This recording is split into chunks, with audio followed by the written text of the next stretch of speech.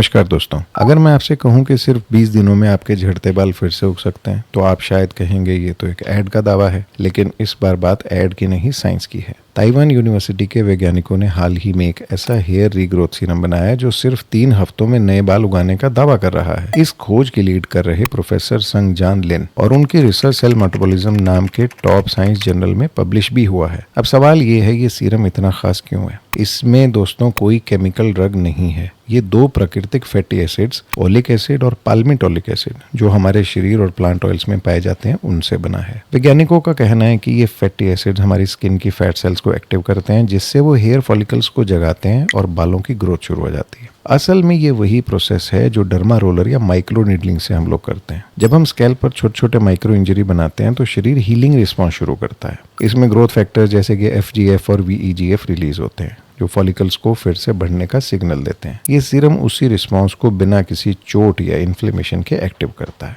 अब इसे समझिए दूसरे मॉडर्न ट्रीटमेंट से तुलना करके।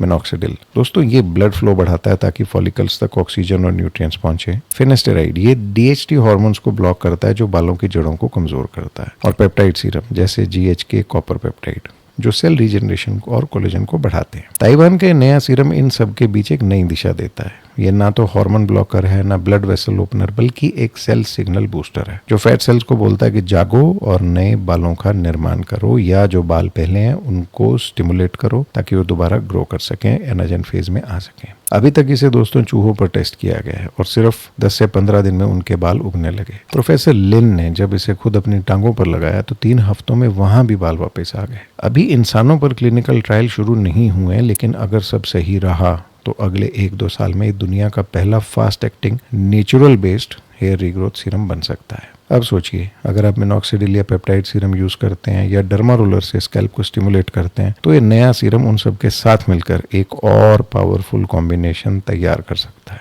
मिनॉक्सिडिल ब्लड फ्लो बढ़ाएगा, पेप्टाइड फॉलिकल्स को रिपेयर करेंगे और ये fatty acid serum cell level पर रीजनरेशन को तेज करेगा। तीनों मिलकर शायद अब तक का सबसे फास्ट रिजल्ट दे सकें। लेकिन याद रखिए, अभी ये रिसर्च लेवल पर है। इसका मतलब है अभी खरीदने या घर पर ट्रायल करने का वक्त नहीं आया है। साइंस की हर खोज को इंसानों तक सुरक्षित साबित होने में दोस्तों वक्त लगता है।